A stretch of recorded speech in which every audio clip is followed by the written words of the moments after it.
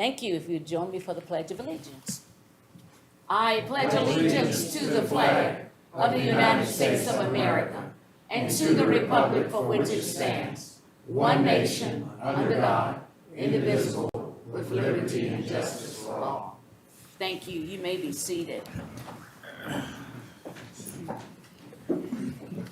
At this time, do we have a conflict of interest disclosure?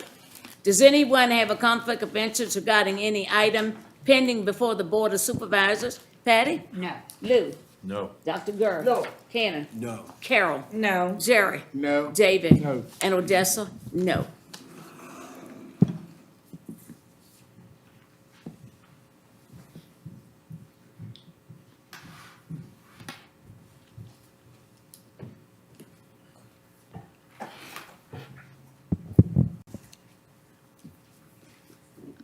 Again, good evening to everybody in attendance, and I have a statement I would like to read. Before we move on to our next agenda item, which is recognitions, I have a few brief comments to make. 2022 has been a year of extraordinary change in the membership of the Prince Edward County Board of Supervisors, and I wish to provide you, our citizens, with an explanation and an understanding of how the transition from our appointed members to our elected members will take place. At this point, we are all awaiting the certification of the local election results by the County Electoral Board, which we understand is expected to occur on Monday. Once the winners are certified, they will take their oaths of office and assume their elective seats on the board. We are joined tonight by our presumed newly elected board members, Mr. Bill Jenkins, Mr. Harrison Jones, and Mr. Cannon Watson. At this time, with those newly elected members, please stand and we'll give them a round of applause. Thank you. You may be seated. We most certainly look forward to working with you. On behalf of the Board of Supervisors, the citizens, the county administrator, and his staff, I also wish to express sincere and heartfelt appreciation to our three interim members, Dr. Peter Gurr, Mrs. Curl Stiff, and Mr. Cannon Watson. It was truly unprecedented to have vacancies occur 3 times in a span of just a couple of months. Please join me in giving them a round of applause. Your participation, deliberation, and leadership is commendable, and Prince Edward County is blessed to have citizens who are so willing to step forward and serve. We do thank you. And now we will continue with our agenda, moving to item 5, recognitions, which will take place by Ms. Cheryl Stimson.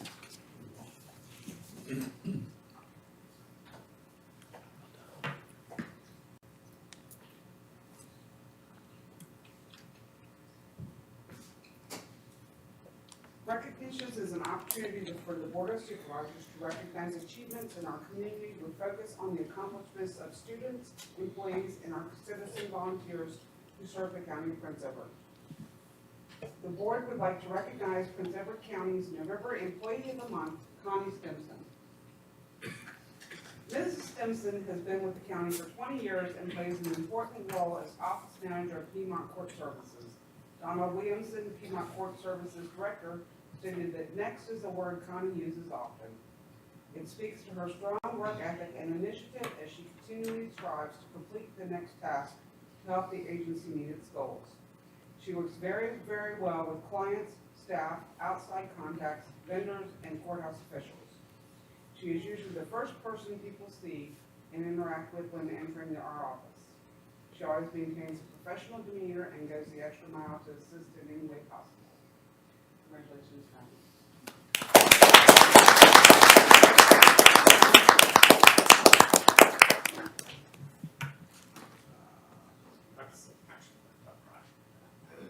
Congratulations. Thank you. And I would like to give this to you, and if you would hold this up so that we get a picture. Don't lose it. Don't lose the color. Board members.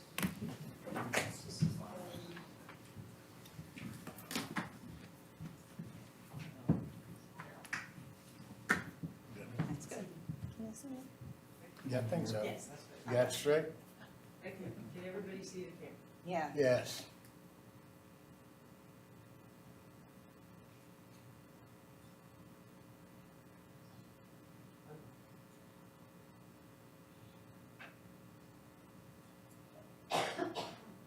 Thank you. All right. Congratulations.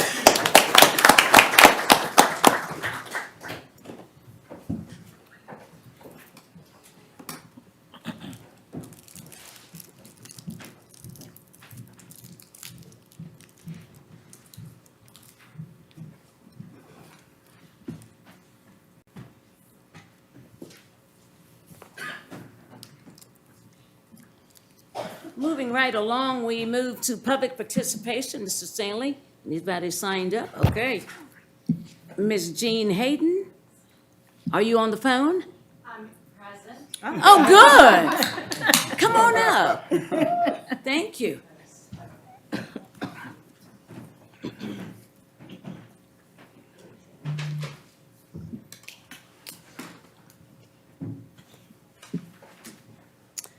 Good evening, everyone. Good evening. I'm happy to be here in front of you. I have just one little topic that I'd like to talk about for just a couple of minutes. It suddenly dawned on me the first of the week that I had not received my personal property and real estate tax bills.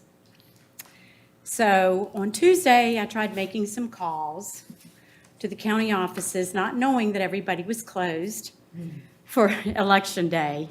But I started reaching out to some friends and others to say, hey, did you get your bill? Did you get your bill? Nobody's gotten their bills. So I started doing a little investigating and learned a lot because lots of people were blaming the treasurer of Prince Edward County for this problem. And I'm thinking, no, that's not what I've been told. But moving along, I understand what the delay is all about and who's responsible. I would like to, just say that I understand that you as a board can't do a whole lot. I've talked to many people over the past few days, young and old alike, and there are a couple of points. Most of them really resent the fact that we get these bills right at the holidays. Lots of people would like to see Prince Edward County step into the next century with everybody else in the Commonwealth, a lot of counties, including our neighbor Cumberland, who does a 2-year payment. And Cumberland's last payment is due in November and not in December.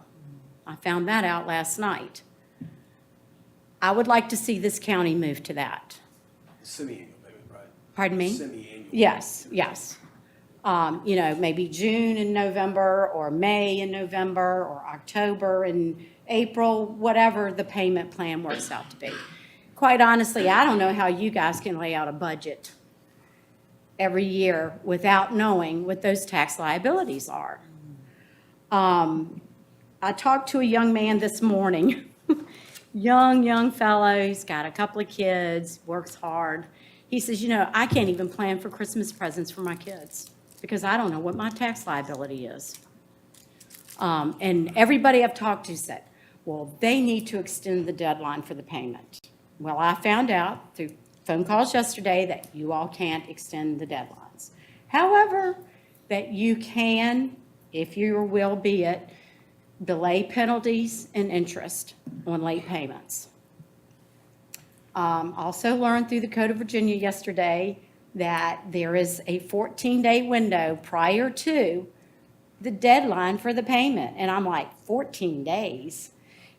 People pay hundreds, if not thousands of dollars in taxes at one time, and who can come up in a budget with that kind of money like that?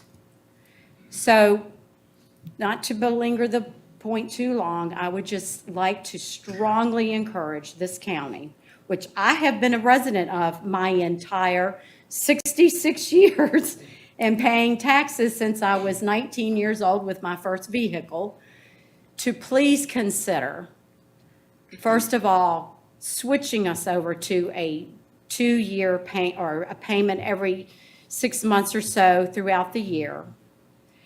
And if we can't do that, maybe switch the date so that that big date falls earlier in the year rather than later. And do whatever you can to encourage whoever's responsible for getting these bills out, to get them out in a timely fashion. I'm almost embarrassed. I was in the beauty shop and everybody in the beauty shop was talking about it. I was shocked. So people are talking about it, and I just think it's a bad reflection on us as a community and what it says about our citizens, and young and old alike, because older people are on fixed incomes, and they need to know what that tax liability is going to be sooner rather than later. I appreciate you giving me the time, and happy holidays to all of you. Thank you. Ms. Hayden, thank you so much, very legit. And before you have a seat, Mr. Stanley, would you like to offer comment relevant to that? Just in your table pack this evening, we have an item that starts on page 253 regarding an emergency ordinance. What staff is proposing is to give an additional, or grant an additional 30 days of relief as far as no penalty, no interest, to January 5th and December 5th. So we're a couple weeks behind where they were last year in getting the bills out, but we've basically doubled that up and are looking to, if the board approves it, grant 30 days of additional relief. Appreciate that. Well, and just real quickly, I did notice last year that the bills were even later going out than normal. And it kind of concerns me because this year it's even a little later than that. So I'm just saying, you know, we used to get them in October, mid-October-ish, and now here we are almost mid-November. Well, what's particularly unfortunate about this particular one is that even though we use the lowest of the accepted value rates, the values are going up. You know, it's going to be a higher bill for most people, even though we've voted to reduce something, granted more tax relief this year. But this is the year we needed to know quicker rather than later. Right, right. Thank you so much, Thank Ms. you Hayden. so much. You are so welcome. Are there others who've signed up, or anybody online? Is there anybody online who would like to speak? Okay. If not, we'll move to item 7, Board of Supervisor comments. And we're going to start with Mr. David Emmer. Just would like to say, glad each and every one of you are here. Congratulations to the proposal of the people who are going to come on our board. We look very forward to working with you. Thank you very much for being here and for putting your name in the hat as an interim. We appreciate that too. Without you all, we don't know what's going on. Thank you for being here. That you're not the only person I've heard from today about this exact same thing, so thank you. Jerry. Well, thank you for being here. Always good to have the citizens, constituents be a part of the meeting. And certainly the young lady that spoke on the taxes, bills coming out, that's been a problem. We aware of it, and we've been addressing it. So, and hopefully we're gonna have that issue resolved sooner than later. But that is important because it does affect a lot of people. And I do concur, Christmas time is not really a good month for to pay out a lot of money, especially if you have a house full of children and they're looking for gifts and et cetera. So thank you again for being here, and always important to hear your voice. Thank you. Carol. Good evening, everyone, and welcome. I would just to say welcome to the new two supervisors. And citizen, bring your comments to the board. That's what they are here for, to listen. Thank you. Kenna. Yeah, not much else to offer there other than to welcome the new folks that were just elected. I enjoyed getting to know these people better for sure, and they jumped right in and were seamless in the transition, it seemed. Love having people here. It means you care, and, you know, a lot of times you identify problems that none of us know. That's right. That's true. Patty? Good evening, everyone. Welcome to the board. Welcome to the new members, Mr. Jones, Mr. Jenkins. Gonna miss you guys, Ms. Stiff and Dr. Gurr. I appreciate all that you have done, and I appreciate citizen input. It is so important, and like Cannon says, if there's a problem, if nobody addresses it, thank you, Ms. Haynes, for addressing your concerns. If nobody speaks up, then we don't know that it's a concern, so I appreciate all that you do. Lou? I agree with the other members. This point about the taxes needs to be addressed, and I do thank you all for helping us on the board. You've been a big plus, and welcome the new members. I'll be looking forward to working with you. Thank you all. Dr. Gurr? Yes, I thank this board to appoint me as an interim board of supervisors. And I also welcome the new board of supervisors on board. And I also support for the semi-taxpayer. For example, yesterday I went to Virginia Beach to get a deed from the building 10B. So by this time, I just pay my property tax. For the first installment is December 14th. The second installment is June 14th. So because it's in half, so yesterday I just paid the first installment. So I support a semi payment. Thank you. Again, welcome, everybody. Carol and Dr. Gurr, we thank you much for the excellent way in which you served on the board. Mr. Jenkins, Mr. Jones, we welcome you to the board. This has been a board that has worked extremely well together, and I look forward to the same with the two of you coming on board. And Mr. Cannon, welcome again, and thanks. And Ms. I had the semi-annual tax payments on my campaign literature. And Ms. Hayden, thanks again for that excellent concern. We appreciate that much. Okay. At this time, we will look at the consent agenda. Everybody's looked at it. Is there a motion to approve the consent agenda, or does something need to be addressed? Move that the consent agenda be approved. Second. Okay, it's been motion and second that we move and approve the agenda as presented. It's been second. Let's, Cannon, Yes. David, Yes. Jerry, Yes. Carol, Yes. Patty, Yes. Lou, Yes. Dr. Gurr, Yes. and, yes. So moved. Next on the agenda, the Community Partners Update with Sarah Maddox. So, Madam Chair, Ms. Maddox is unable to be with us this Okay. evening. However, we have Dr. Quincy Handy, President, Mr. Kevin Murphy, Vice President, and Sergeant Major Retired Douglas Randolph, who's a board member with Okay. us this evening. Thank you. Good evening, Board of Supervisors, Good citizens evening. of the Commonwealth, and our fellow veterans in the room. On behalf of Sarah Maddox, CEO of PAVC, we'd like to just upfront say thank you all for all the support you all have provided.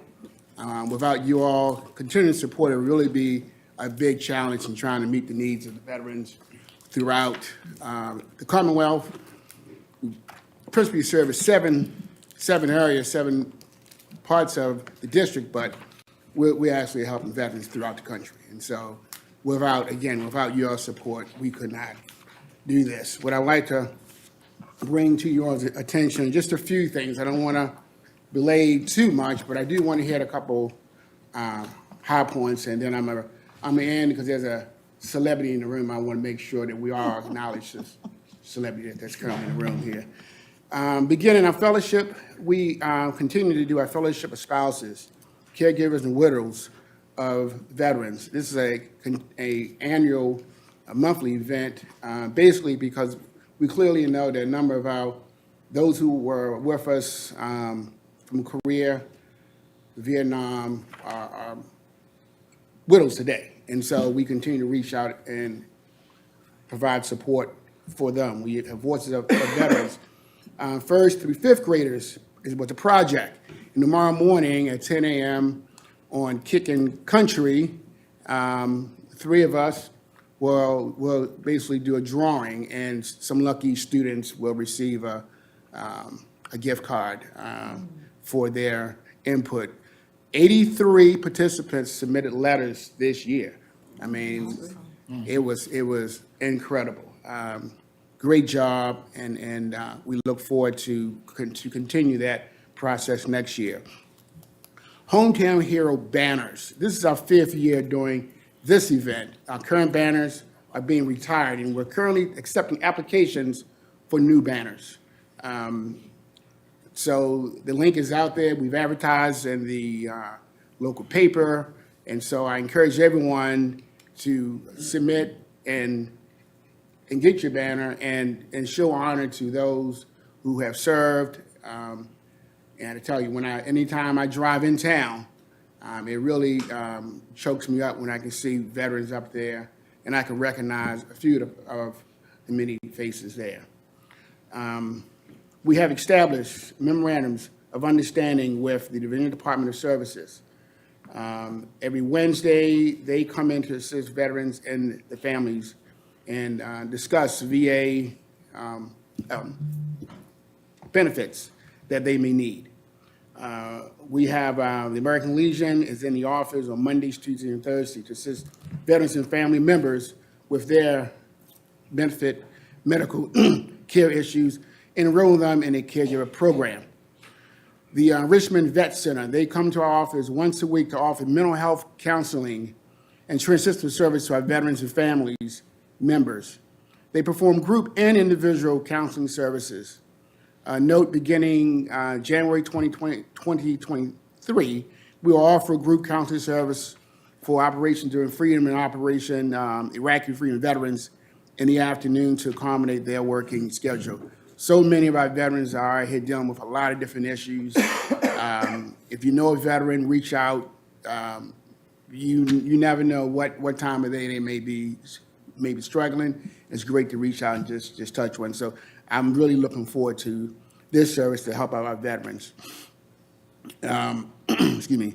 The Virginia Employment Commission Disabled Veteran Outreach Program, they send a rep to the office every 2 to 3 times a week to offer veterans and family members with resume assistance, employment services, and transitional services available to their spouses. So again, we look at helping the entire family, not just the vet.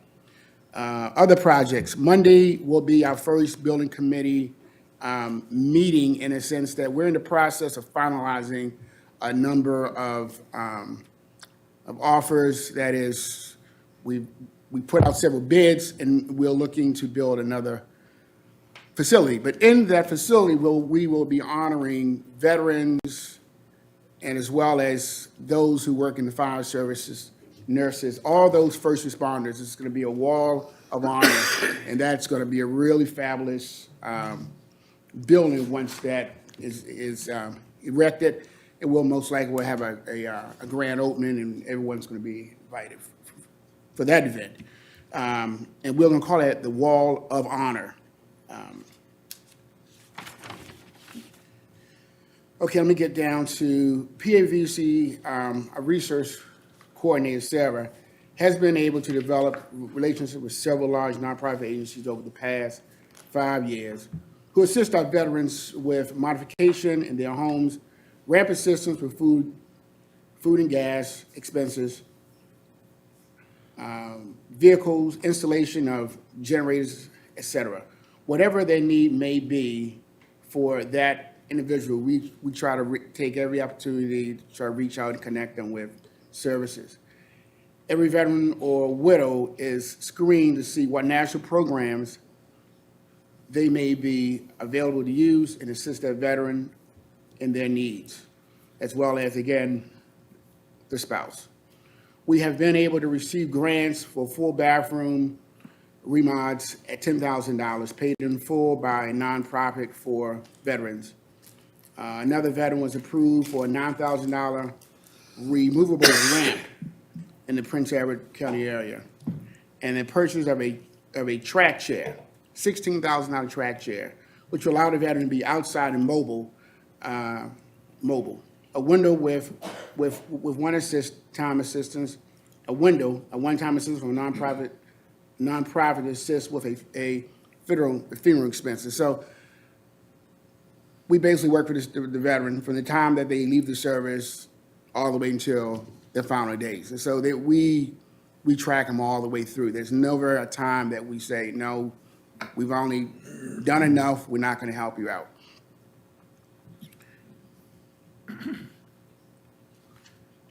Again, I can't say enough the financial support that you all provide. We are continuing to building partnerships and relationships with other new and nonprofits to provide the best quality of service and benefits to our veterans. None of this, again, would not be possible without Prince Edward County and the other counties that we support. Now, initially I stated I want to announce or rather recognize a celebrity in the room. That's Douglas Randolph, Sergeant Command, retired Sergeant Major Douglas Randolph. He was honored at the Bob Woodward Foundation as a stand-up hero. Thousands of folks were recommended, very few were selected. Big Randolph. As well, the PAVC as a council was also recognized during that event. Last week, Douglas? Yes. And so this is recent. You may have seen his name in the paper, but Douglas has been one of the founding members of PAVC, as well as Kevin, and of course we know Sarah, and then her husband Ed. On behalf of the PAVC, I thank you for the opportunity to speak. At any time, please come by, refer any veterans, spouses, widows, etc. We're here to help and we're here to support. Again, thank you. Thank you. Thank you. Mr. Randolph, congratulations. Appreciate everything you do. Mr. Stanley, we are about a minute from the public hearing. I'm going to suggest we go in 60 seconds, and Sarah, if we can come back to the highway matters after that, okay? Yeah, but We're going to hold off on the we're going to hold off. We have about 30 seconds before we start the public hearing.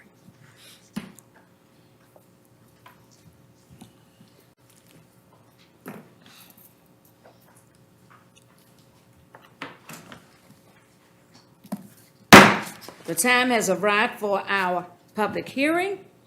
Mr. Love, would you present that? Madam Chairman, members of the board, our public hearing tonight is to consideration of an application request by Reston Companies Incorporated for a special use permit to operate a retail store on tax map parcel 050-5-D and 050-5-F, located on the east side of Farmville Road, 0.5 miles north of its intersection with Kingsville Road. For your reference, this is just north of the new roundabout, right in front of the Fish and Pig. This parcel is zoned A2 agricultural residential, and retail stores require a special use permit. This public hearing was properly advertised in the Farmville Herald. Adjoining property owners were sent sample letters, which are in your packet, notifying them of this hearing tonight. This development is within our expanded highway corridor overlay district. If you remember when this was expanded from, it stopped just short of Lowe's, or just at Lowe's. We extended it down to the Worsham turn lane at the intersection of Abilene Road. This is the first application we have had come to the county under the new guidelines. This corridor overlay extends 1,000 feet on both sides of the right-of-way of 15 in other areas of the county, but it provides for upgraded architectural details in buildings, enhanced landscaping, and monument signage, which are limited to 30 square feet. So we want to kind of reduce sign clutter on new development. The conceptual plan was reviewed by staff and also at our newly formed Joint Town of Farmville, Prince Edward County Development Review Committee. That is a committee that's have representatives from VDOT, Virginia Department of Health, county, and town staff, as well as the local utility providers, Dominion, Southside Electric, et cetera. So we had a committee-level meeting on September 22nd and reviewed their application. Just kind of a point of reference, they started with a kind of a hardy wood lap boards kind of building. We showed them existing architectural buildings in the area. Hampton-Sydney's probably the most prominent. You've got the red brick now in the roundabout. So they had come back to that, prior to that meeting, they came with the renderings which you see in your board packet. This kind of has an institutional look. It's got a nice parapet wall in the center, columns around the entry, faux windows with mantels and lintels, which evokes the image of Hampton-Sydney. Additionally, there are landscaped islands around the parking areas and perimeter landscaping. The lighting fixtures are full cutoff LED. VDOT looked at this and recommended and are requiring a turn lane. So coming north, there'll be a northbound turn lane into the site, which will be in only. The upper part of that driveway or entrance will be out in both directions. They did not recommend or require any widening of the existing right-of-way. No center turn lane, but there is a turn lane which would be on the property if this were approved. The Planning Commission held their advisory hearing on October 18th. No one spoke in opposition to the application, and as of right now, we have received no opposition to this application. The Planning Commission recommended approval with conditions which you have in your packet. There are,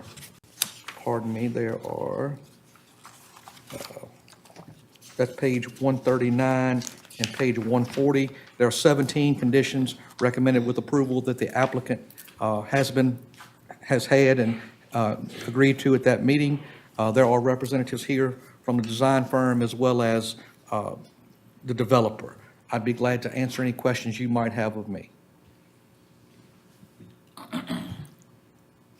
Are there any questions by anyone before we have the representative from Retson? Mr. Matt Taggart, would you come forward?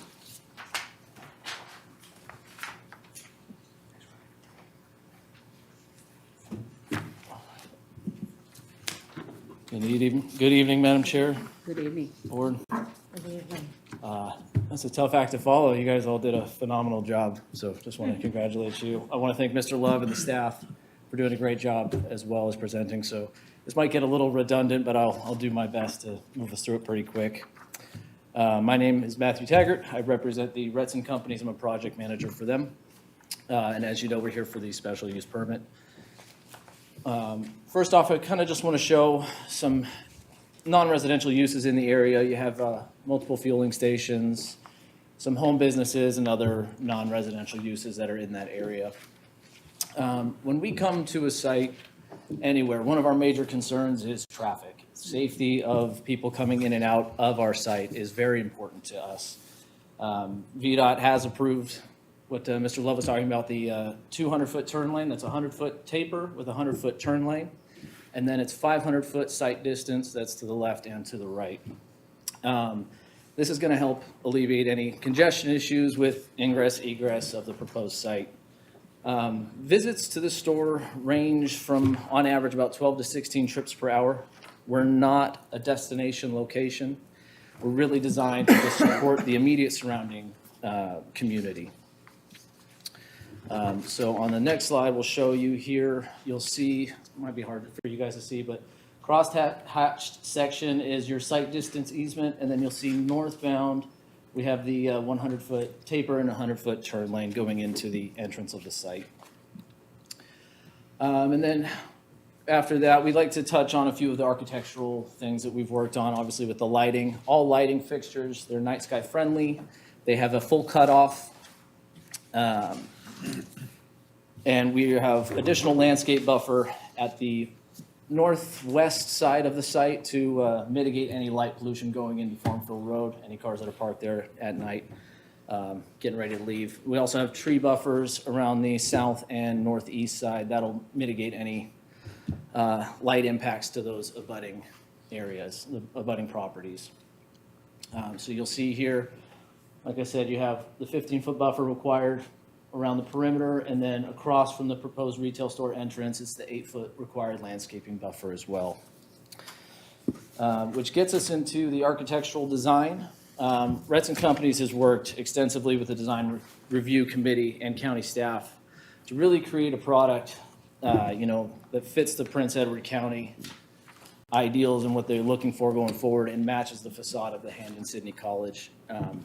We are really excited to be able to set the example for the town theme entering into Farmville from that part of the community. And then just want to touch on the rendering real quick, as Mr. Love did. We have the full brick on the front and the sides. You have the faux shutters. You have the awning supported by the columns, the parapet over the middle, and or the pediment, sorry. And the brick will match the colors of Hampden-Sydney College. So thank you very much. If you have any questions, I'll be more than happy to take them. I also have Matt here from Retz, and if I'm not ready to answer, I'll have him do it for me. I would just like to make a comment. I think that the Sydney community is very excited about it. Our roundabout is that color, and it's very conducive to the area. Yeah. Thank you so much. Thank you very much. Yeah. Thank you. Okay, that closes our public hearing. Board, what do we do?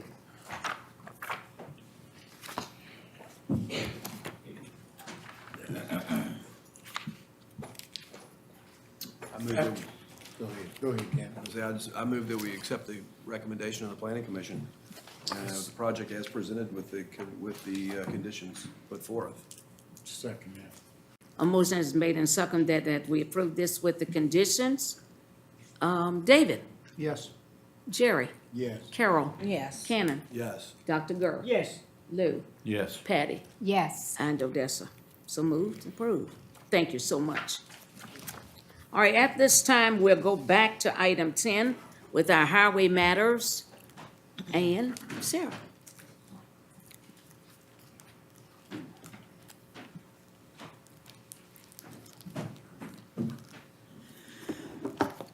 Madam Chair and members of the board, I do believe that our resident engineer is doing something exciting this weekend and was leaving town, so he'll have to tell us all about his half marathon when he returns. He's promised to come back next month, though. Yes. So we wished him well and told him that we would share any highway matters that board members may have in his absence. So I'm happy to record anything that the board would like for us to pass along to Scott Frederick. So the only thing I can say is just to give a compliment to the roads. The grass has been cut, mowed. I mean, just beautiful. Excellent job this year. Compliment on Bowling for Noy Road. They did an excellent job with that. Also, I don't know, I wanted to ask Scott a question. I had a constituent live on Rainbow Estates, and they trying to do something to maintain the road. And you know, of course, we've been in that road a couple of times. But what came up was like the millings, like if they pulling up a road. What's the chances that they could use those to assist those residents in Rainbow Estates? Which is a private road, correct? Right. All we can do is ask. And even if it's a small minute cost affiliated with that, residents would just chip in as an association or something and do that. I believe usually, Supervisor Townsend, on those contracts, the millings belong to the company that's doing the work. You know, they get the millings and then they reuse that in the asphalt, but it's always good. We can always ask the contractor if they're willing to sell to private, but Yeah, usually I believe they're part of the project. Okay. But if that could happen, or just make some inquiries anyway.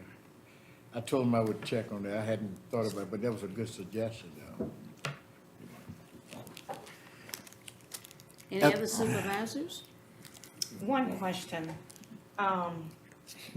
Coming off of 307 on back onto 460, it's still problems. People are still having accidents. They're running up on the pavement, they're knocking down the stop sign. It's like almost every 2 weeks. Speed, okay.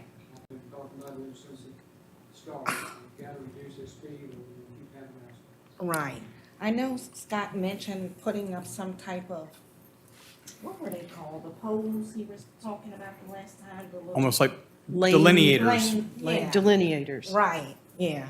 Maybe, I don't know. That might help. I don't know. Oh, they kind of force you into. Kind of, yes. I yeah. believe, and Sarah and I had the opportunity to ride with Scott, looking at Bolton Florinary Schoolhouse and the other projects here in the last month.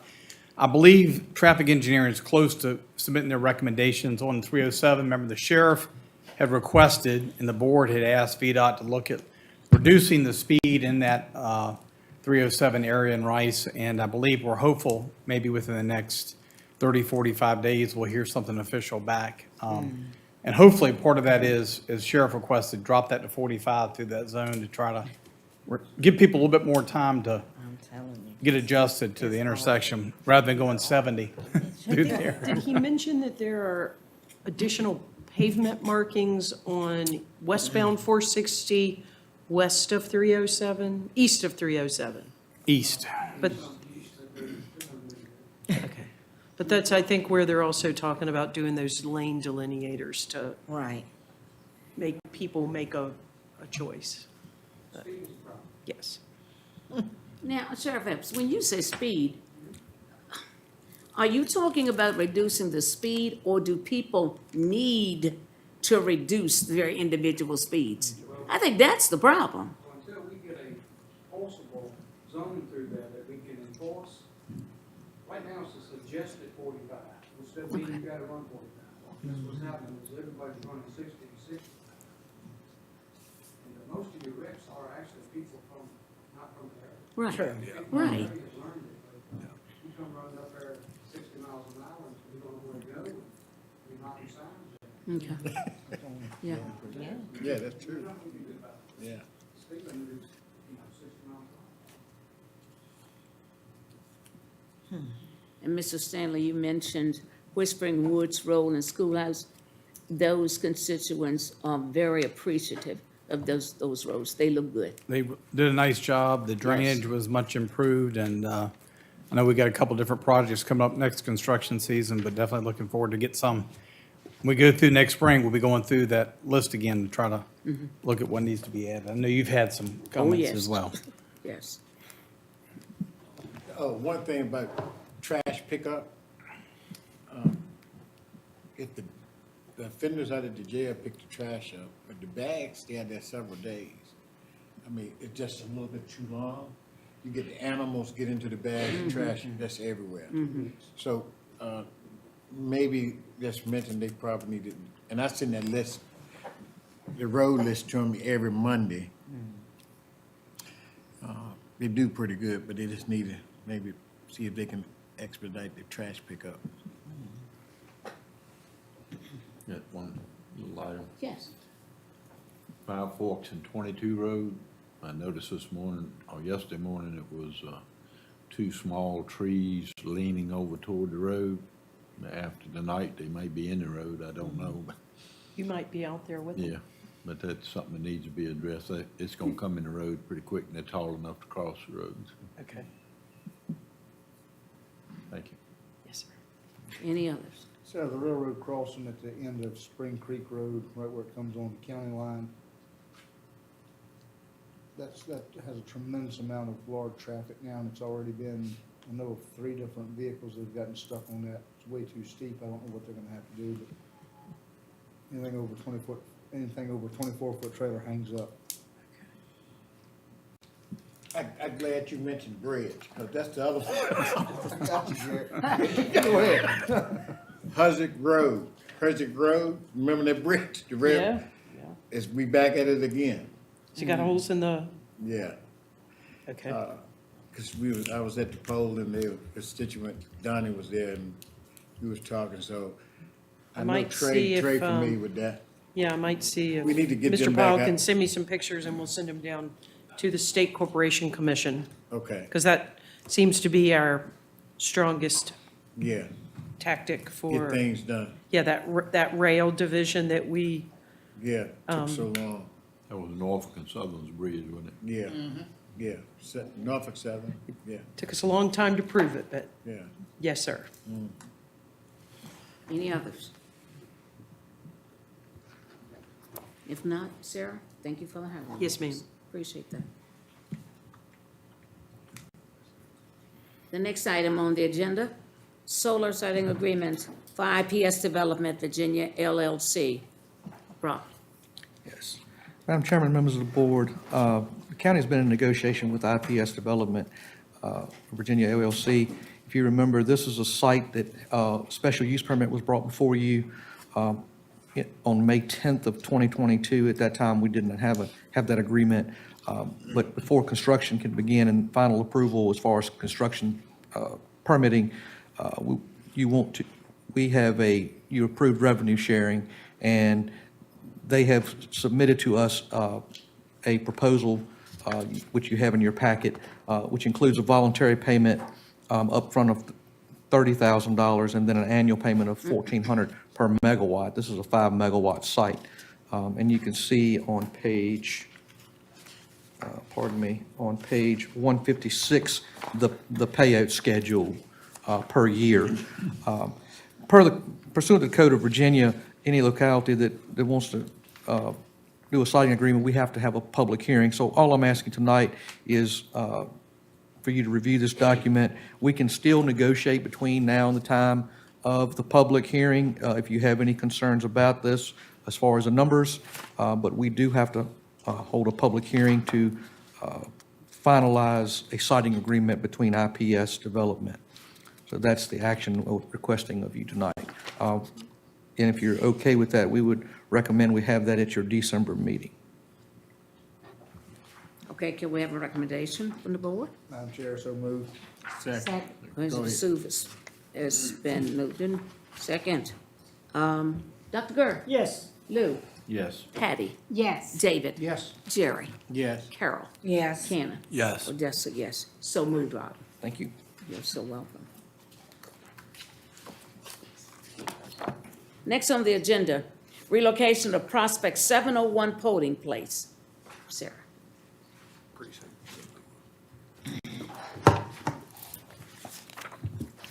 Yes, ma'am. Currently, the District 7 West End, this is Supervisor Watson's district. The polling place is located at the Farmville Volunteer Fire Department. And following the November 8th election, the space at the fire department will no longer be available. And the town of Farmville has offered and approved moving the polling place to the Farmville train station. So the first step in moving a polling place requires an amendment to our Chapter 42 elections of the county code and a public hearing. So the first thing we would ask the board to do is authorize a public hearing. If you look on page 164, the only amendment to that ordinance is indicated there near the bottom, where it shows that we are adding the Farmville train station in its address. So that's the only amendment, but it does require a public hearing as an amendment to that ordinance. And then following the board's public hearing, assuming you take action to approve that, we would then request a certificate of no objection from the Office of the Attorney General, Office of Civil Rights, as required by the Virginia Rights of Voters Act.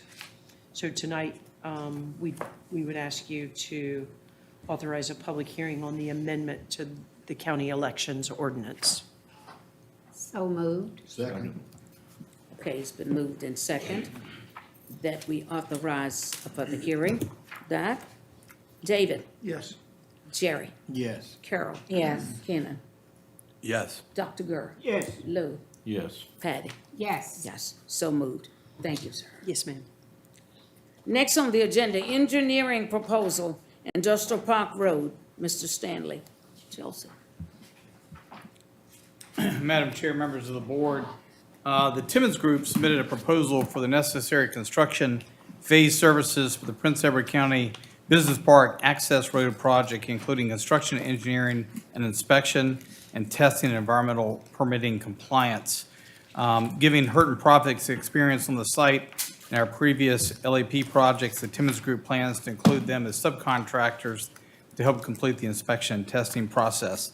Timmons will oversee the entire construction phase services on the county's behalf and ensure compliance with VDOT, including the VDOT funding reimbursement process. This proposal also covers environmental monitoring, reporting, and compliance through project completion. The estimated fee or the proposal to complete the work is $89,750. Our initial budget, we had $75,000 plugged in for construction engineering, but we also have a 6% contingency fund on the project. And the bids came in pretty good shape, so we feel pretty good that this won't be a problem to cover that additional amount. It is imperative to have somebody on site with the contractor, making sure they're doing what they're doing. But the other important piece is just making sure that VDOT reimbursement process goes smoothly. If you remember, approximately half the construction cost of the project is being paid for with $650,000 in VDOT grants and also funding through the Tobacco Commission. So it's about 50 cents on the dollar in cost to the county, including the engineering costs.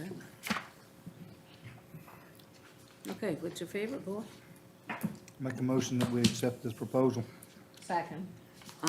It's been approved by the board to approve the $89,750 scope and fee proposal from the Timmons Group to fund the construction phase services for Prince Edward County Business Park Access Road Project.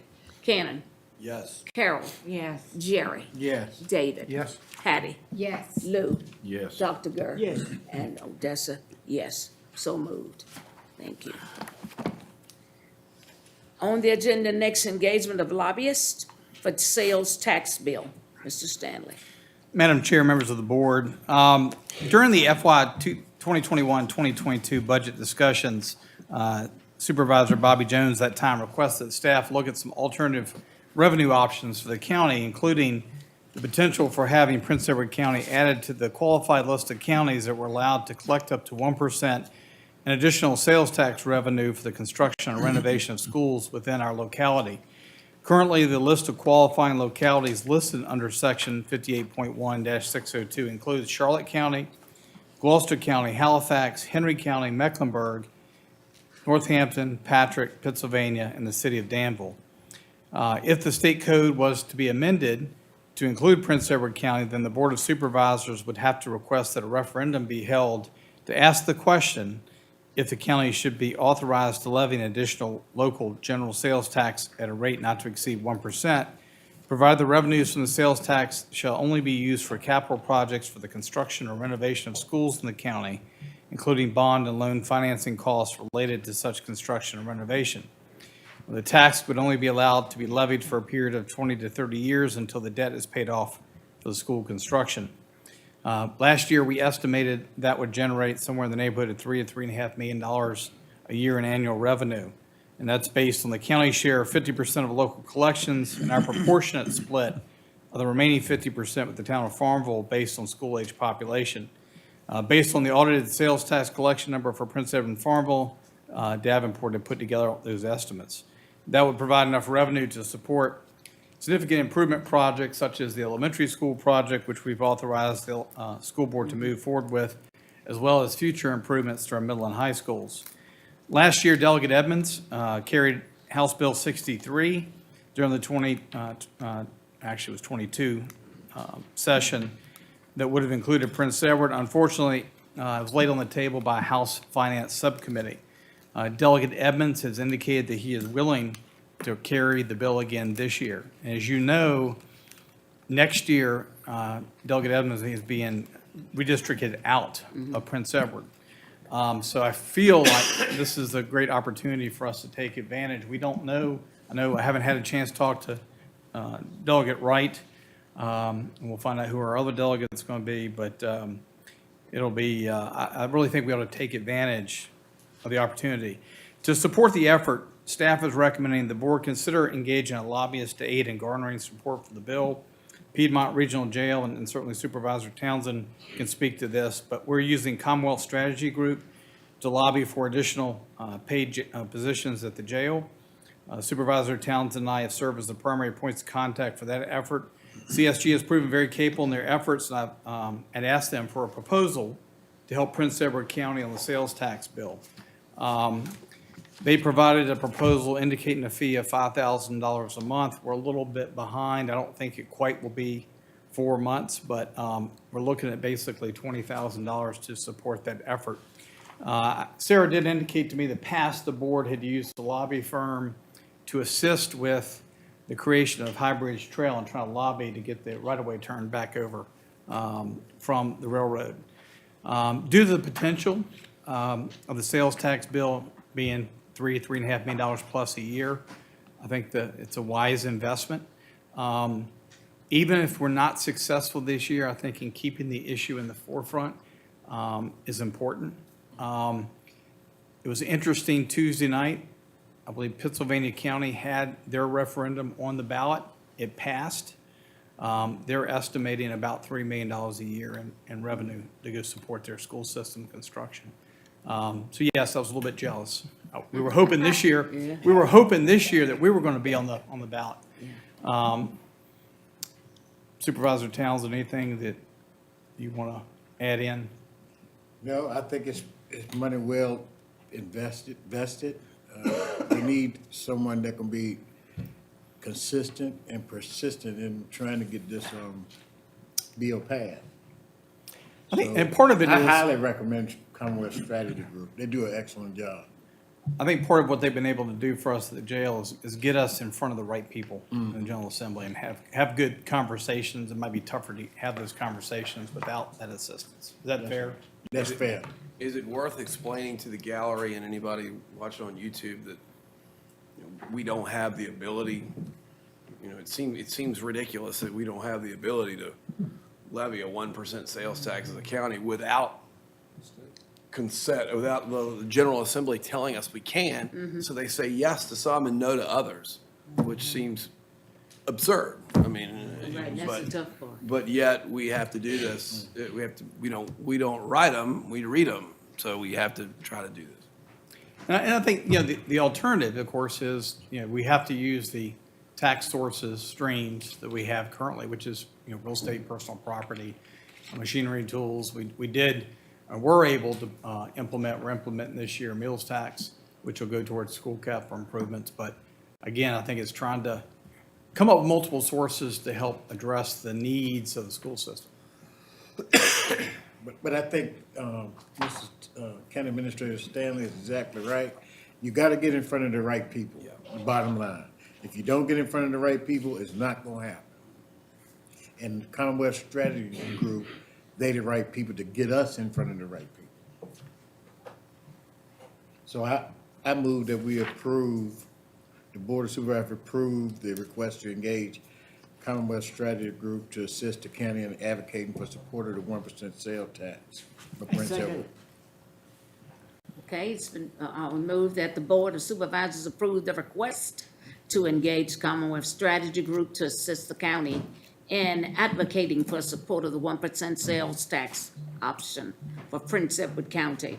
David? Yes. Jerry? Yes. Carol? Yes. Cannon? Yes. Dr. Gurr? Yes. Lou? Yes. Patty? Yes. No, yes, so moved. Appreciate that.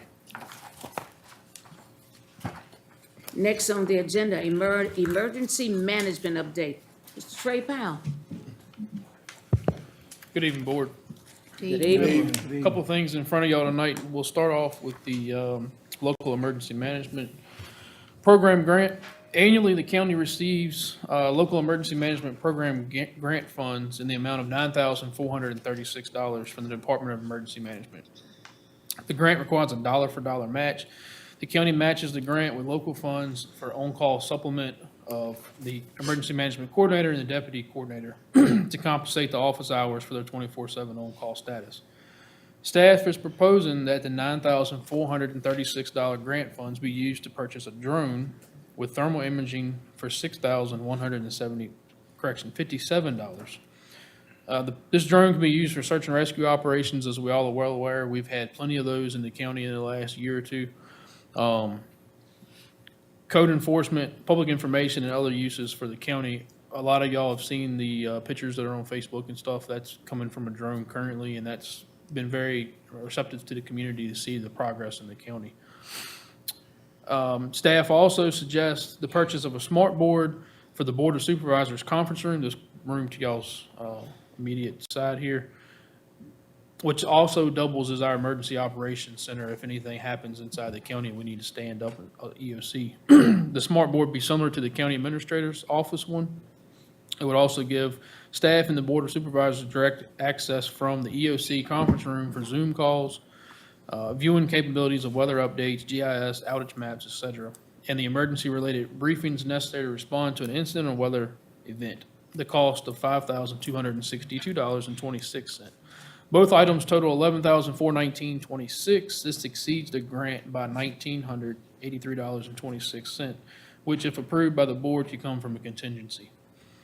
Staff recommends the board approve the grant project for the drone and smart board, authorize the county administrator to sign and submit all necessary documents to VDM, and request a grant and authorize the use of $1,983.26 from contingency line item in the county budget to provide additional funds needed for the grant. If you have any questions about the two items, I'd make sure y'all know what we're talking about. And I think the sheriff would echo the search and rescue capabilities of that drone. Yeah. I just saw that, I think today Lunenburg was looking for a teen or something today, Sheriff. I saw that somewhere came He's up. 17. 17. He's been missing since November I think 2nd. the drone is an excellent idea for search and rescue. We've used a drone on every search that's been in Prince Edward County, through the assistance of Maharon Fire, their drone. But this would give the county the control of the drone. It also gives it more capability and a faster response sometimes. And I do think the command center need a smart board would be good for the command center. Exactly. So I move that we approve the request. Second. Okay, it's been motioned and second that we approve the request of the FEMA Public Assistance Funds. Dr. Gurr? Yes. Lou? Yes. Patty? Yes. David? Yes. Jerry? Yes. Carol? Yes. Kenna? Yes. Odessa, yes. So moved. Thank you. Second item is the State Homeland Security Program Grant.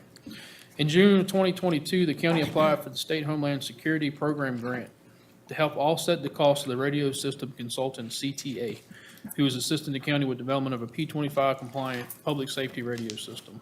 This grant is a 100% federally funded reimbursement grant that requires no local match from the county. On November 1st, the county was awarded an $88,500 grant. While the contract with CTA for the next phases of the project have not been executed, the grant funds are available for 2 years. We don't have, we can work through that process as we go along. We don't have to obligate those funds immediately. I do anticipate having a full report from the consultants by next week, and then we can report back to y'all in December. Staff recommends the board approve the acceptance of the State Homeland Security Grant, authorize the county administrator to execute all necessary grant documents, and approve the grants as shown below. So moved. Second. Okay, so moved and second, State Homeland Security Grant. All those in favor? Cannon? Yes. Carol? Yes. Jerry? Yes. David? Yes. Patty? Yes. Lou? Yes. Dr. Gurr? Yes. And Odessa? Yes. So moved. All right, finally this evening, I came in September and reported that the FEMA Public Assistance Funds for the ice storm had been approved. We were waiting on the receipt of the funds. As y'all recall, most of those costs incurred were from the fire departments. They're the ones that went out and cut the roads up. They had to staff their stations. They had to fuel their trucks. The treasurer is in receipt of those funds now, and staff is asking for the board to authorize a disbursement to the volunteer fire departments as follows. These numbers were gathered throughout the process of man hours, trucks, generators, whatever. So all the departments vary. And like I said in September, if you'll notice, there were several departments under the $3,000 mark. By us all going in together in one group, they were eligible to get something back. If not, they would have been ineligible at all. So recommend y'all approve that budget supplement as presented. So moved. Second. Okay, so moves and approved. Cannon, Yes. Carol, Yes. Jerry, Yes. David, Yes. Patty, Yes. Lou, Yes. Dr. Gur. Yes. That's a yes. So moved and approved. Thank y'all. You have a good evening. Thank you. Next on the agenda, purchase of vehicles. Mr. Stanley. Madam Chair, members of the board, during the last budget process, we had a couple departments that had funds in. What I generally like to do is be able for a department to put, say, 10 or 15,000 aside over a couple years, then have enough funds to be able to purchase the vehicle outright. In the case of the building inspector's vehicle, I think we're going to move a little bit faster. The current 2004 Ford Explorer has about 140,000 plus miles, but maintenance costs this past 2 years have been eating us up. And we've had a couple situations where it's had to be towed in. Currently, vacuum hoses and transmission are needing replacement, and the windows taped to maintain, keep it up. I think our recommendation is to get something that's reliable. We've only got one inspector when he's out in the field. I can't have him broken down and not be able to provide service to our contractors. We were lucky in that we were able to find a Chevy Colorado with a smaller pickup truck on the lot, and we've got them to hold it for us until the board meeting. We have $15,000 in the budget, and I'd ask that pay the total cost off of $36,620. We'd need the board to transfer $21,620 from contingency. But given that we're looking at 4 to 6 month windows on ordering vehicles, being able to find one that's on the lot and on state contract, we were very fortunate.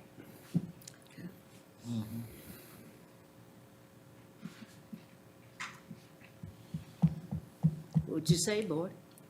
So moved. I second that. Okay, it's moved and seconded that the board approve the purchase of the 2022 Chevrolet Colorado 4x4 for the building department and appropriate funds as presented above. David, Yes. Jerry, Yes. Carol, Yes. Kenna, Yes. Dr. Gur. Yes. Lou. Yes. Yes. Yes, so moved. You gonna surplus the other one?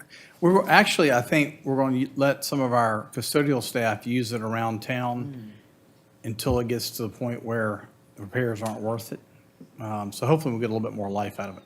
But at least it won't be having to get towed in from, say Verso, somewhere out in the county. Once that transmission goes, I think that's when we'll call it a day. Okay. The next one, Buildings and Grounds Department, the last 2 years, we've been sticking money aside, but they're looking to replace the 2001 GMC diesel pickup with a snowplow package. The snowplow's motor and controls struggled last winter and the bed's rusting out in the truck. Randy received a quote for a 2023 Chevy Silverado 3500 dump body snowplow, an amount of $66,583. And that sounds like an awful lot, but I was riding past Haley the other day looking at pickup trucks for more than that for a 3-year-old pickup truck. So it's hard to believe, but I guess you're still, again, getting a good deal off state contract. We had $33,000 budgeted this year with the intention of buying a vehicle, and we had $22,000 that the board moved over to our committed funds from last year's budget. So we would need an additional transfer, $11,583.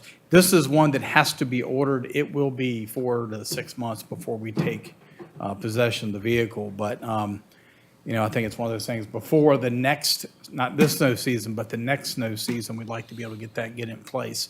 Also, we currently do not have a dump body on any vehicle in the fleet.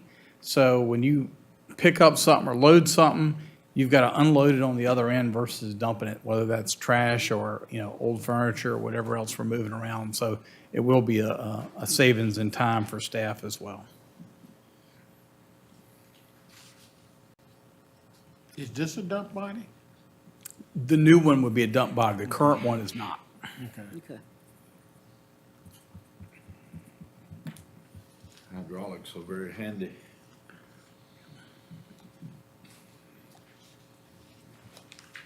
Okay, could I have a motion for that? So moved. I'll second that. So motion and second that the Board of Supervisors approve the purchase of the 2023 Chevrolet Silverado for the building and grounds and appropriate the funds as presented above. Cannon? Yes. Carol? Yes. Jerry? Yes. David? Yes. Patty? Yes. Lou? I got one little question, not to mess up here, but Silverado's the top of the line. You know, it honestly, you're buying what's available on state contract for pickups. Oh, right, okay. Some, you might have an equivalent for, but if there's no equivalent product there for something that size, it still will be cheaper than going on the open market and buying something in a lesser. But we're waiting for it, so that We means still, they're you building still it? gotta wait. They'll build it. So what you gonna do with the other one? I think the other one's gonna get surplus. If we Sheriff took it. Sheriff, I vote yes. And Lou just made a comment, this time it just takes so much longer. I mean, that's just the way it is, the nature of it. Dr. Gurr? Yes. And Odessa, is so moved. Thank you. Okay, Finance and Human Resources Report. Ms. Cheryl Stimson.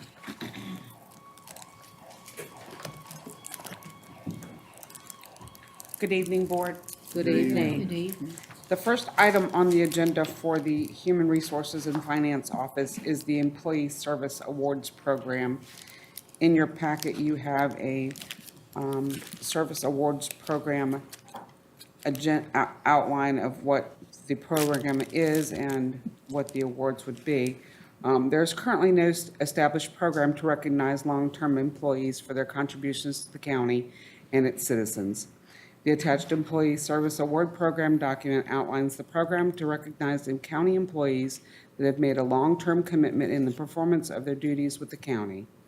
We have approximately 20 employees who have worked for the county for over 20 years and have not received recognition for their dedicated service to the county. This program is an opportunity to show the county's appreciation for their hard work and dedication. We're asking for $5,060 for the Service Award Program, and I believe that covers approximately 45 employees that have between 30 and 10 years of service. And Sarah is the longest-standing employee here at 30-plus years. Wow. Wow. Well, I'm certainly an advocate. We need to recognize our employees. And with that type of tenure, that's a given. Yeah, we also have about 70 employees that have 3 years and less, Yeah, so. So this is very commendable. yeah, it Yes. Very is. commendable. Okay, a motion and second. David? Yes. Jerry? Yes. Carol? Yes. Cannon? Yes. Dr. Gurr? Yes. Lou? Yes. Patty? Yes. And Odessa, yes. So moved, Jerry. Thank you. The next item on the agenda is the Sheriff's Department received payments from Virginia Farm Bureau for a vehicle that was damaged totaling $1,436.37. That was the last payment they were supposed to receive to cover the cost of the damage to the police vehicle. We're asking to appropriate the $1,436.37 to the Sheriff's Department vehicle repair line to cover the repair costs. So moved. Second. So moved and second that we appropriate these funds to the department. Cannon? Yes. Carol? Yes. Jerry? Yes. David? Yes. Patty? Yes. Lou? Yes. Dr. Gurr? Yes. And Odessa. So moved. Thank you. The next item is from the Pamplin Volunteer Fire Department. They're requesting a check in the amount of $325,000 to assist with the purchase of a Pierce Saber pumper fire engine. And Pamplin currently has $260,610.17 available as carryover from FY 2022, and $74,800 that was appropriated for FY '23, for a total of $335,410.17. And there is a letter in your packet that describes the vehicle and the cost of the vehicle from Atlantic Emergency Solutions. So moved. Is Appomattox chipping in any? Being they run quite a few calls in Appomattox? All we have is a request from Pamplin. Now, what they're doing with their Appomattox contributions, we don't know. Well, it's about half the cost of the vehicle. Yeah. Yeah. Yeah. So they got 260, and they had the 74 that we appropriated for this year. I mean, for 22, 23. So they got about 10,000 left. They're gonna be broke. Thompson, Pamplin has historically just, I'm gonna say, saved That money up. their money. Yeah. Yeah, and let it accumulate and then purchased a vehicle. And so through their fundraising and the funds department, they manage the operations. So we pay very few bills for Right. Pamplin, unlike many of the other departments. And they just use their contribution from the county and let it accumulate. It That's a sits there smart, every year that's a in the smart budget. way to do it. Yeah, and then they use it as their capital equipment Yeah. fund. And then when they're ready to purchase a truck, they're able to, Do to it. buy down the cost, and have to borrow less or, finance less. I And made they've the, done this a number of times when they've had to replace trucks. And that's They've done very it just commendable. Sequentially. yeah, they done, I made motion somewhere. So do we hold that money for them? Yes, sir. Yeah. That's a- It stays, the board had authorized the carry forward, so it allows the departments to not have to spend down every Right. year. That's pretty smart. It is. It also allows the departments to save, knowing that they can carry it forward. So that's really incentivized. They done away with the EMS though, right? Yes. Yes, sir. Make a motion, Jerry. Yeah, I'll already second said. it. I'll second it. The motion is second that the board approve and appropriate the FY '22 carry forward amount of $260,610.17, which will enable the county to release a check in the amount of $325,000 to Pamplin Volunteer Fire Department. David, Yes. Jerry, Yes. Carol, Yes. Kenan, Yes. Dr. Gurr. Yes. Lou, Yes. Patty, Yes. Odessa, yes. So moved. Thank you. Thank The you. final agenda we have on the final item we have on the agenda is the national opioid settlement. Prince Edward County has received funds totaling $46,776.65 from the Opioid Settlement Fund Trust. The county is scheduled to receive additional funds for a total of $63,928,000 in FY '23 and is required to use these funds for opioid remediation. And we would like you to approve the request. And I can just add, Cheryl, Certainly. there are certain strings attached to the money, things like treatment and counseling. One of the other options that I think we'll be bringing to you is, I think the Commonwealth Attorney and the judges are going to look for trying to create a regional drug court to address addiction. And the good thing is we could use some of these funds to help fund that Right. initiative rather than having to use solely county money. But I believe Cumberland and Buckingham have also, or will be approached as well. So I anticipate we'll be having a discussion probably in the next 6 months on that potential. I knew they, I spoke to somebody, I think, what's the Commonwealth Attorney in Buckingham, was it Kemper? Kemper. Yeah, he called me about the drug court, so. So So- moved. Second. Been moved in second. Board wish to approve and appropriate $63,928 for opiate remediation as outlined. Dr. Gurr, Yes. Lou, Yes. Hattie, Yes. David, Jerry, Yes. Carol, Yes. Cannon, Yes. Odessa, yes. So moved. Thank you so much, Board. Thank you. Do all the counties getting some of that money? Yes. Every county's getting a piece of the action. Wow. Different amounts based on population. But one, I should be able to get some of that money. No, Jerry,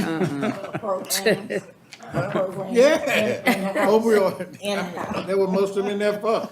Yeah, that's true. At this time, Some, Jerry, every day.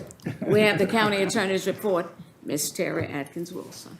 Good evening, everyone. Good evening. Glad to see everyone.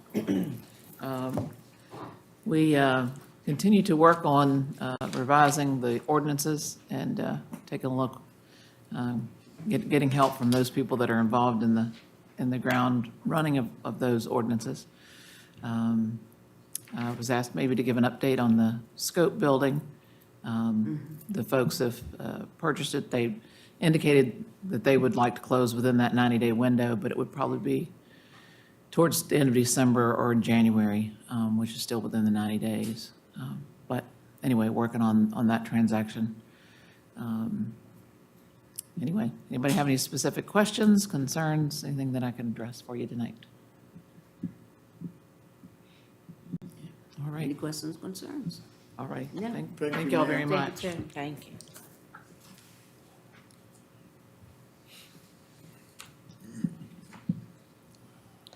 Mr. Stanley, the county administrator's report. Madam Chair, members of the board, on behalf of staff, I want to congratulate our two incoming board members. We look forward to working with you in the coming years.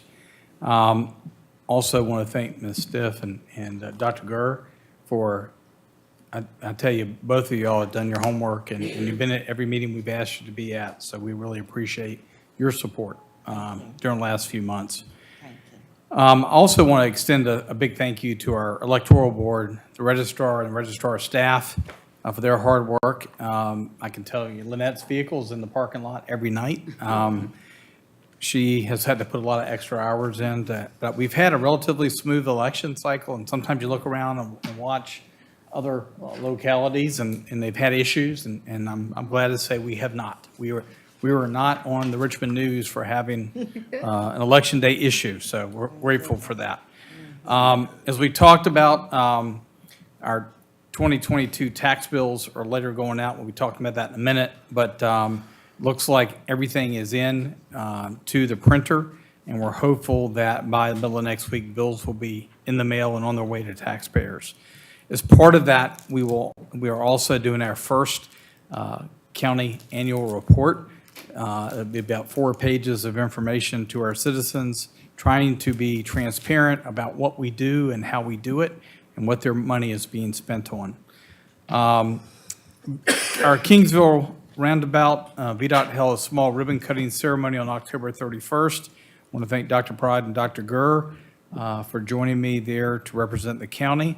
We also had the Transportation Secretary, Shep Miller, who is also a Hampton-Sydney graduate and former member of their board of directors, so it was great to have him there and talk about Prince Edward County. We had Senator Mark Peake, our incoming delegate, Tommy Wright, and our CTB board member, Bert Dodson, as well. Courthouse lawn project, our sod went down last week and substantially completes the project. We still got some planters and things to finish up, hopefully by the end of the week. But it definitely improved our appearance on Main Street. We appreciate the board's support of that project. Solid waste, I want to congratulate Jeff Jones, the county solid waste manager, for passing his licensure exam this week. He is now licensed as the Class 3 Virginia Waste Management Facility Operator. So along with Paul Langlois, that gives the county 2 licensed operators, gives us a little more flexibility. So we appreciate Jeff's hard work. That was not open book. It used to be open book back in the day. It was not open book, so not an easy thing. October 24th, DCR held a groundbreaking ceremony for the new Trail Center at Highbridge Trail State Park. Thank you, Dr. Gurr, for joining us out there for that. The 2,600-foot Trail Center will feature an interpretive area, gift shop, most importantly, public restrooms and office space. The project will be completed hopefully in the fall of 2023. So I know Daniel Jordan and his staff will be talking about that next time they're here. A limited notice to proceed was issued to J.R. Caskey, Inc. for the construction of the access road out at the industrial park.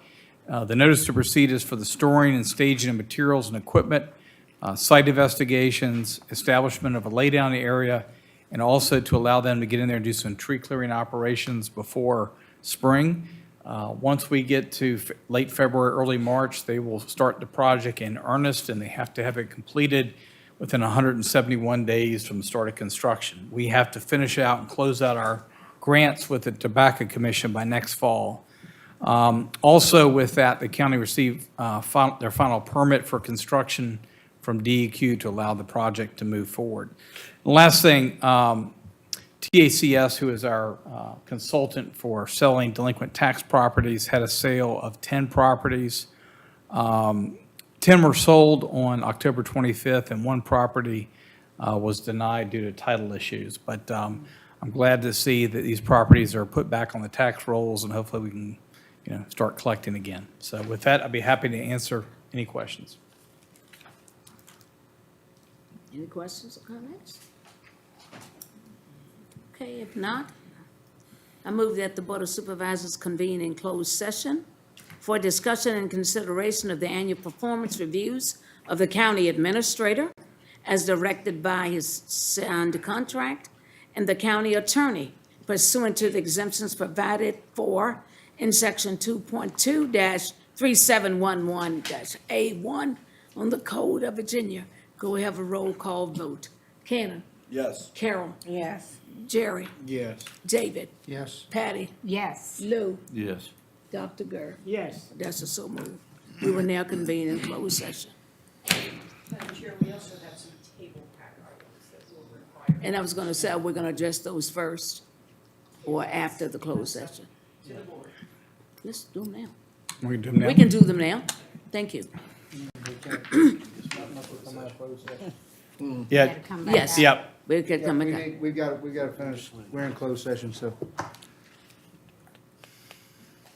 we want Yep. to come out, or do we want to just do the closed session and come out and do these? Let's do the closed session and come out I and do agree. these. Yes. I agree with you. Let's do that. Second.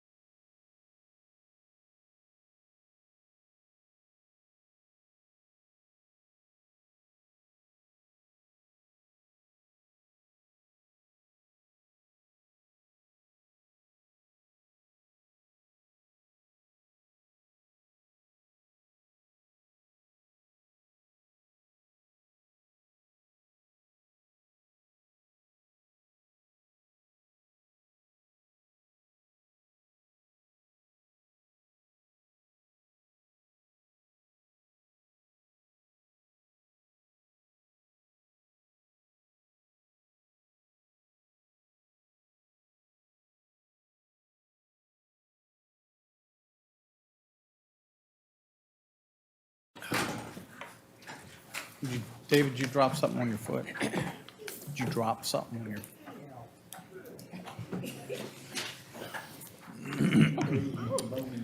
Is everybody back?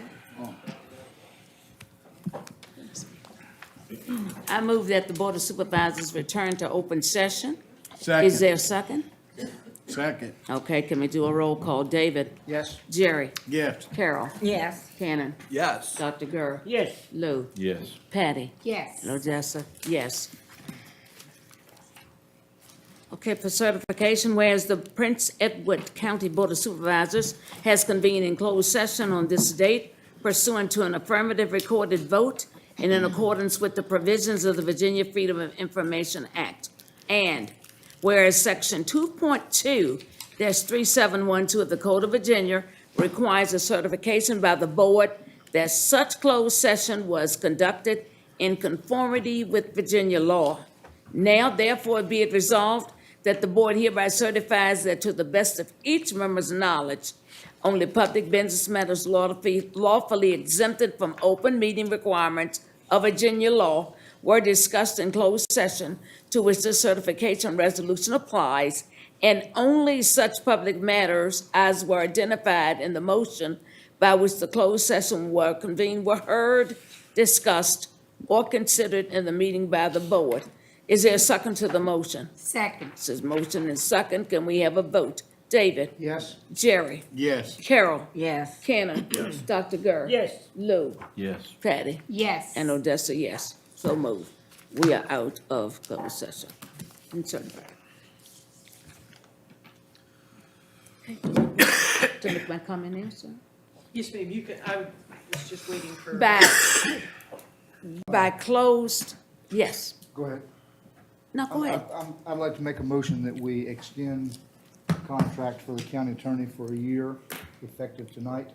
Second. Okay. It's been motion that we extend the attorney's contract for a year. Motion and second.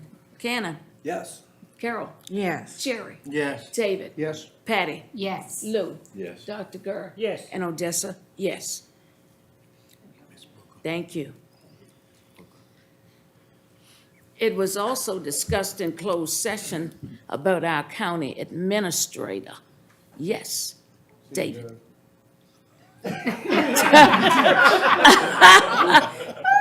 Nice knowing you. That's not true, Doug. That's not true. We ain't through with you yet. Well, I'll tell He you. got it back. He lost something, so he got it back. You know, I would like to start off by saying, Mr. Stanley, you have done just an excellent job. There's not a time, and I said this truthfully, that I can recall calling you that you haven't gotten back with me with sufficient answers. You're always on the money. You meet the needs of all our constituents in the county. The county brags on you. And, you know, we are proud to have you as our county administrator. Thanks for all you do. I'm proud to be here. so, Thank you. Thank you. Other comments from any of the board members? I'll just say that it's Jerry and I were talking earlier that we're kind of the ones that threw you under the barrel and everything else to begin with, but certainly been a breath of fresh air, and I appreciate it. Yeah, just echo what Supervisor Emmerich said, you know, it's indeed been a pleasure working with you and being on, having the leadership that you exemplify and the caring and compassion you have for this county. Now, I'm gonna tell you, you keep us in fifth gear now, I'm telling you. I'm telling you. You keep us in fifth gear because you gotta be on your toes, but that's what leadership is about. You know, taking people where they haven't gone before. And certainly, the citizens of this county can see the difference that you've made since you've been here. I was the chair when we hired you, and you know what? When I made a quote back then that you could take this county, you would take this county to the next level, and you've done that. Appreciate it. And I commend you for it. Unless you Okay. call me after 3 days. Hey, I ain't heard nothing from you. What's going on? You trapped under something heavy? Keep it to 15 then. I was with Mr. Stanley for only a very short time, but he and Dr. Odessa was willing to bring me to around the industrial area to tell us what we intend to do in the future. So how much money we have or we may get. So I appreciate you. You let me know those kind of things. Thank you. Thank you. I'd like to say that I feel really blessed, and I feel like this county is truly blessed to have you as our leader. You have, as Mr. Townsend would say, you kicked us in the fifth gear, and we're rolling. But the county has shown that some great progression, the beautification of the courthouse, and all these areas that never got any attention, always talked about, to see it live and in color. It makes us feel proud when we go through Main Street now. Hey, look who's shining now. But your personality is exactly what it takes to get the job done. And you made us know that we can count on you and we believe in you. So we're very thankful for you, sir. As y'all know, nothing gets done without a great staff, so. And I admit, those ladies, majority of them in the building are ladies, they're doing remarkable work. They're on time, they're proficient, they're kind, they're friendly, and they take the time. If you need to talk to them about something to get somewhere else, guess what? They know exactly where to send you. So I take my hat off to the full staff. Yes. And to our landfill crew. I mean, nothing but great things going on around here now. They do. And we're finally getting some equipment that really works. How about that? That is so true. Yeah. Yep. He said Hey, top of the Silverado. line, Silverado. And And we this- might have to go for a ride in it. Look. At this time, Mr. Sandy, we'll look at the addendum packet. Yes, ma'am. So item 22 was the monthly reports. They're in your packet for information. Item 23 is review of a mileage report attached for that for approval. If there are no issues, we'll move on to 24. Sarah? So as owners of the Bush River Watershed Structure Number 12, also known as Sandy River Reservoir Dam, the county has the responsibility for maintaining inspections and the operations and maintenance certificates with the Virginia Dam Safety. Our certificate has expired, and the attached proposal from TRC Engineers will provide the county with the scope of work and professional engineering services necessary to bring the dam back into regulatory compliance. This amount, the $18,400, is within the scope of approval by the county administrator. However, these funds were not appropriated in or included in the FY23 budget. So we would ask the board to make this appropriation so that we may move forward with the inspections and O&M certificates for Sandy River Dam. So moved. Second. It's moved and second that Board of Supervisors appropriate $18,400 from contingency to the Sandy River Reservoir Professional Services line item as provided. Dr. Gurr. Yes. Lou. Yes. Patty. Yes. David. Yes. Jerry. Yes. Carol. Yes. And Keena. Yes. Yes, so moved.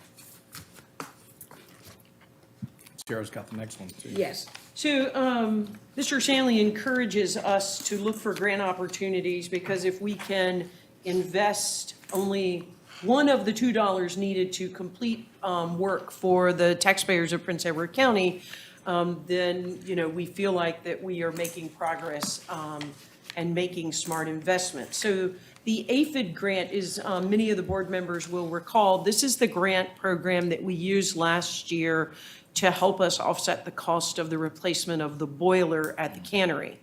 So the boiler has been replaced, it's operational, it is certainly improved the efficiency, and I'm going to say the, probably the operational security of the cannery for our citizens and the commercial side businesses. However, there are some additional investments that need to be made to continue to improve the operational efficiency.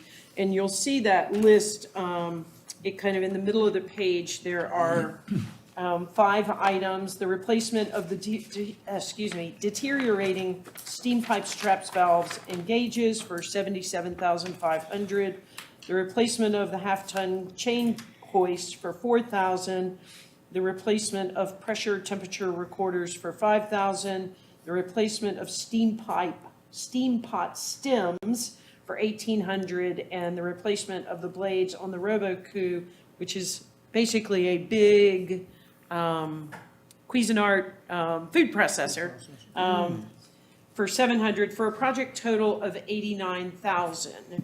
So this is an opportunity. I'm not going to say that all of these are critical at this point in time, but these are items that at some point in the near future will need replacement or repair.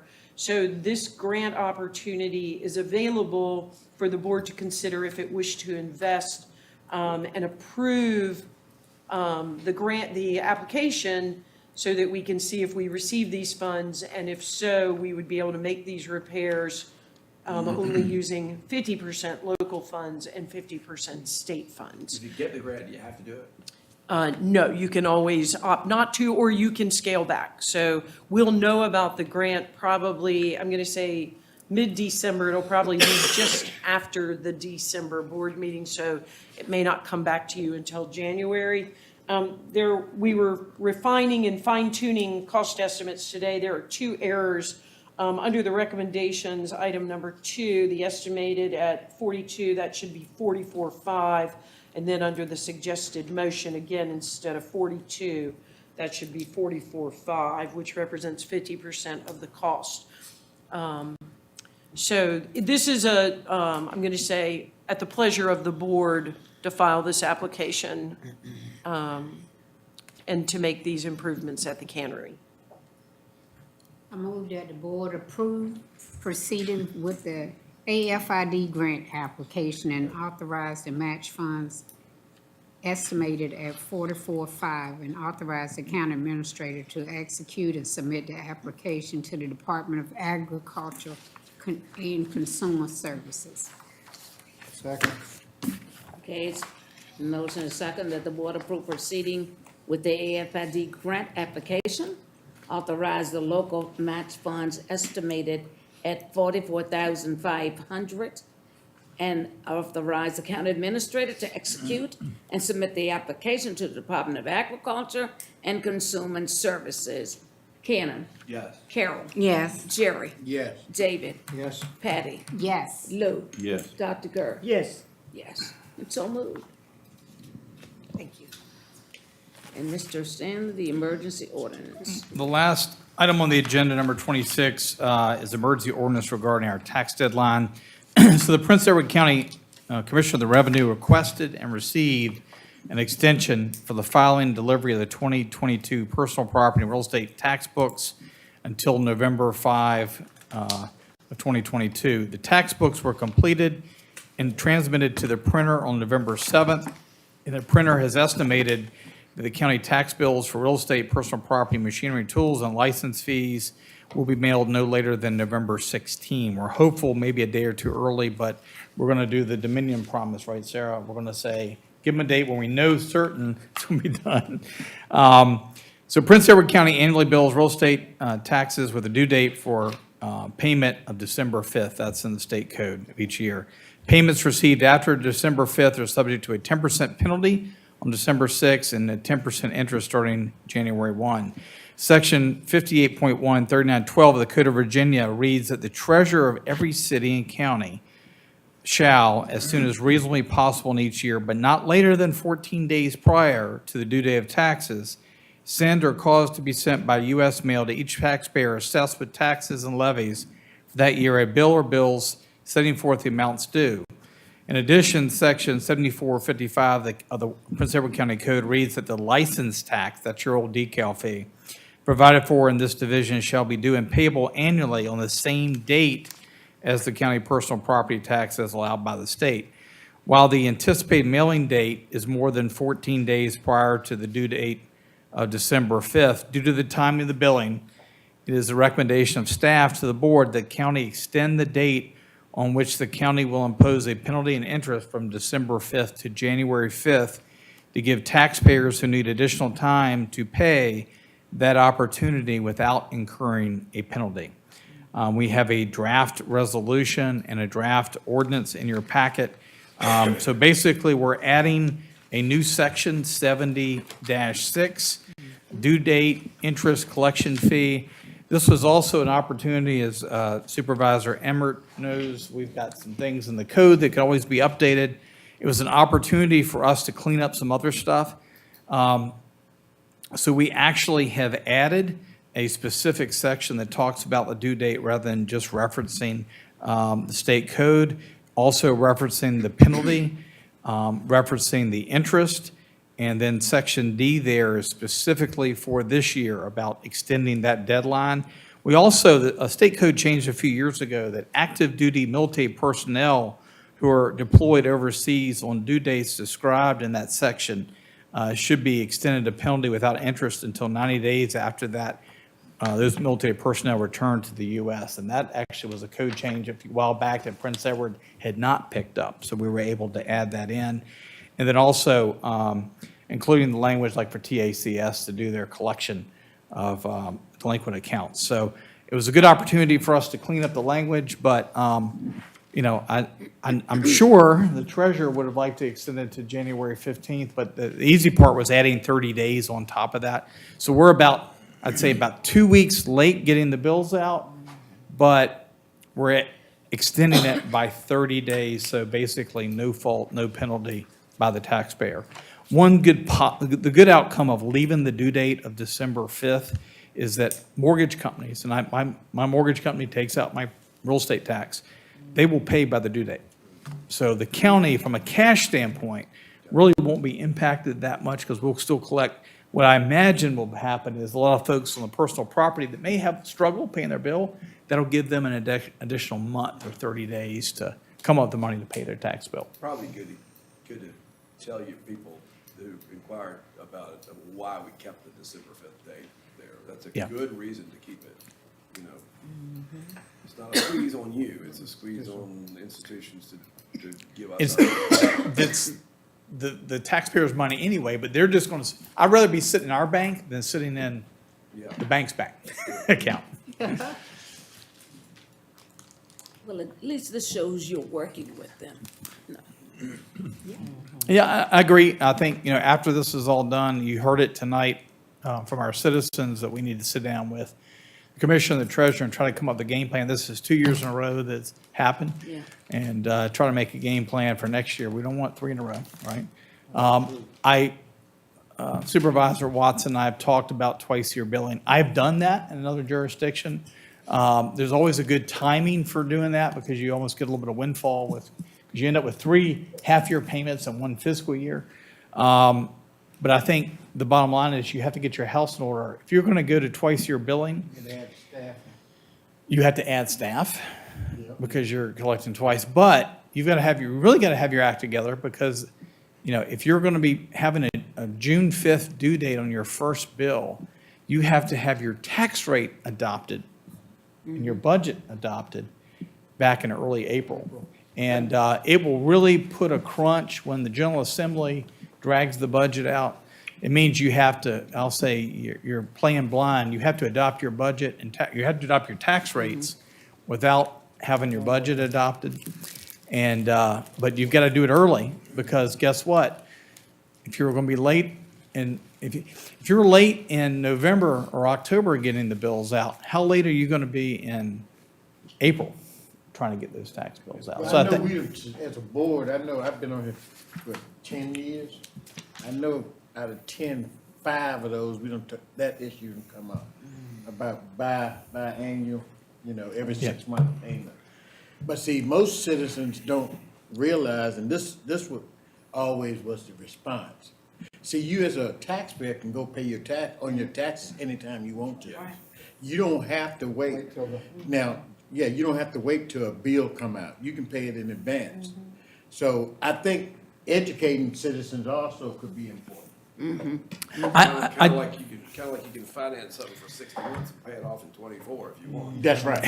That's right. I am definitely a proponent to do it. I think we just got to figure out the timing. Yeah. But I think we got to get our house in order And first. then staffing too, Yeah. because you're gonna take more, it's gonna take more resources to make that happen. I talked with one citizen this week about the situation, and I made the comment, I said, well, we've got different counties around to do it, but I said, you know, that means more staff to get it out, get it That's done right. early. Yeah. I said, you may increase your tax rate. And then he said, I won't do that. Yeah.